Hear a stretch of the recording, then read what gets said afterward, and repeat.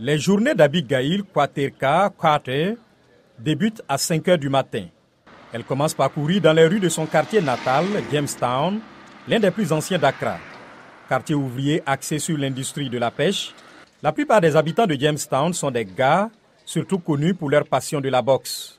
Abigail n'a pas échappé à cette passion pour le noble art. Mais la jeune pugiliste a dû faire face à de nombreux stéréotypes.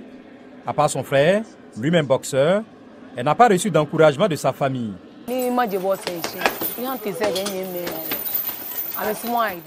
Mes tantes et mes frères et sœurs n'ont pas apprécié que je commence à boxer. Ils venaient ici pour supplier mon entraîneur de ne pas me laisser devenir boxeuse. Mais il leur a dit que j'étais une bonne boxeuse et que je réussirais.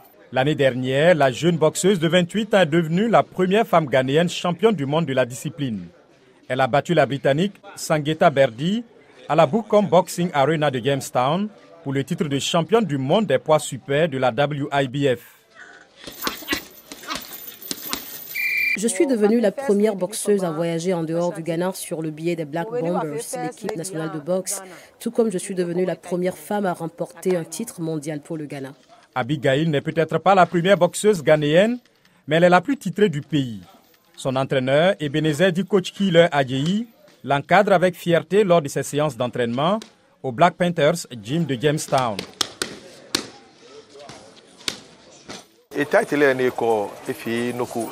Son titre est une grande affaire pour elle, mais aussi pour le gymnase, la communauté, la nation ghanéenne, l'Afrique et le monde entier. Il n'est pas facile de gagner un tel titre et aucune femme du Ghana n'a jamais remporté un tel titre. La famille de Cortez soutient désormais ses rêves, surtout depuis sa victoire. Elle est aussi une source d'inspiration pour d'autres femmes, comme Perpetual Akaïdja. Au début, ils ne m'ont pas soutenue parce que j'étais la seule femme de la famille à aimer la boxe. Chaque fois que j'essayais d'aller à l'entraînement, ils me décourageaient. Ils me disaient « Va travailler, tu es une femme, tu ne peux pas boxer ». Sarah Lotus Azare, coach de boxe et manager de projet pour le tournoi Girls Box, explique que le titre mondial de Cortez signifie beaucoup pour les boxeuses du Ghana, où les ressources sont limitées.